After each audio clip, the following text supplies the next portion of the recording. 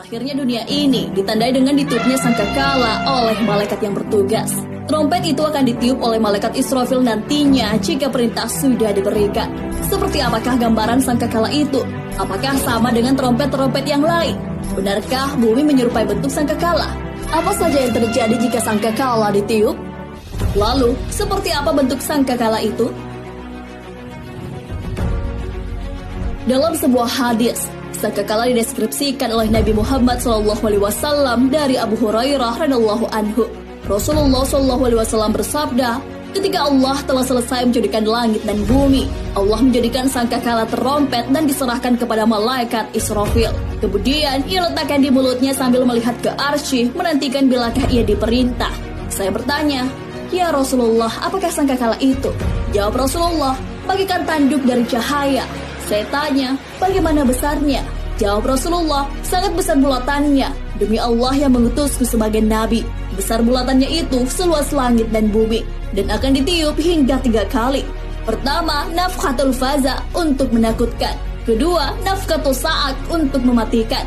Ketiga, nafkhatul ba'ats untuk menghidupkan kembali atau membangkitkan.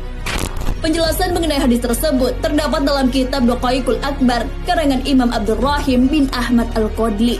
Beberapa hal yang dijelaskan adalah bahwa Allah Subhanahu wa Ta'ala menciptakan sangkakala yang diberikan kepada malaikat Israfil untuk ditiup saat hari kiamat telah tiba. Sangkakala memiliki 4 cabang. Ada cabang yang ada di timur, 1 cabang ada di barat, satunya lagi berada di bawah bumi bagian paling bawah. Kemudian cabang terakhir berada di atas langit yang paling atas. Dari penjelasan tersebut, sangkakala itu ukurannya sangat besar, melebihi langit dan bumi. Kita semua hidup dalam sangkakala malaikat Israfil tanpa kita sadari. Dalam sangkakala itu juga terdapat pintu-pintu sejumlah ruh. Mulai dari awal hingga akhir, makhluk yang diciptakan Allah Subhanahu wa Ta'ala di langit dan bumi. Ada juga 70 rumah. 1 rumah untuk ruh para nabi, 1 rumah untuk ruh malaikat, 1 rumah untuk ruh jin. Begitu pula dengan ruh manusia, ruh setan, ruh-ruh hewan hingga akhirnya 70 makhluk. Benarkah bumi menyerupai bentuk sangkakala? Beberapa tahun silam, sekelompok peneliti melakukan penelitian tentang bentuk bumi. Mereka ingin mengetahui bentuk bumi.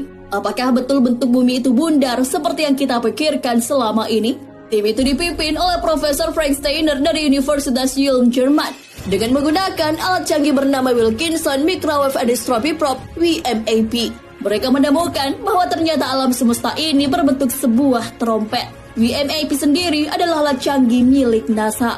Lewat penelitian menggunakan WMAP ini, ditemukan pula alasan mengenai bentuk bumi yang terbentuk terompet. Charles L. Bennett, salah satu tim peneliti di WMAP, mengatakan bahwa hal itu adalah sebuah representasi dari evolusi alam semesta yang terjadi lebih dari 13,7 miliar tahun. Namun, berbeda dengan pendapat sebelumnya. Thomas Jamaluddin, Kepala Lembaga Penerbangan dan Antariksa Nasional 8, mengingkari bentuk bumi yang seperti terompet. Dilansir dari science.kompas.com, ia mengatakan bahwa bentuk terompet itu bukan bentuk alam semesta, melainkan gambaran model evolusi alam semesta. Saat diwawancara pada 2015 silam, ia menjelaskan bahwa astronom pernah memiliki 2 model yang menjelaskan evolusi alam semesta. Tahun 1990-an, model evolusi yang banyak dipakai adalah bentuk bel. Dalam model tersebut, dipahami bahwa alam semesta berkembang sangat cepat, sehingga ukurannya cepat menjadi besar. Lalu, proses perkembangan alam semesta, tahun 2000-an, kemudian berkembanglah model alam semesta yang berbentuk terompet. Apa kelebihan sangkakala Israfil?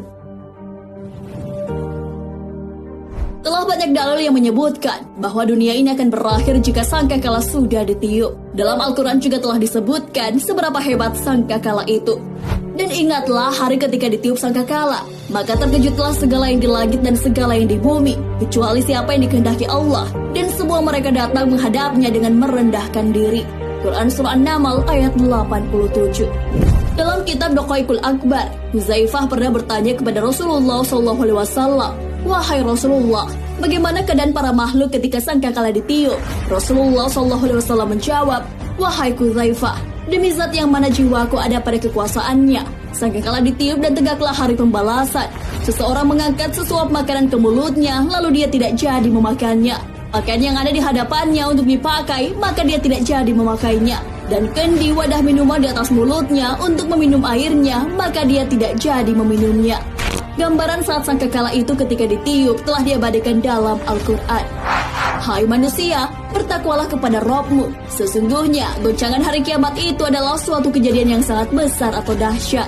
Ingatlah pada hari ketika kamu melihat goncangan itu, semua wanita yang menyusui anaknya lalai terhadap anak yang disusuinya, dan semua wanita yang hamil gugur kandungan. Kamu melihat manusia dalam keadaan mabuk, padahal sebenarnya mereka tidak mabuk. Akan tetapi, azab Allah itu sangat keras. Quran Surah Al-Hajj ayat 1-2.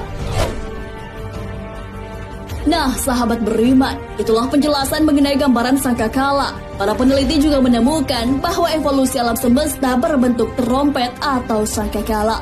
Sangkakala akan ditiup oleh malaikat Israfil saat perintah sudah diberikan kepadanya. Sangkakala bukanlah trompet biasa. Ukurannya sangat besar karena meliputi langit dan bumi. Begitu pula bukti kebesaran Allah Subhanahu wa Ta'ala yang bisa kita ketahui. Hal ini yang telah diabadikan dalam Al-Quran.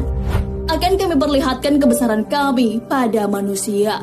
Quran Surah Fussilat ayat 53.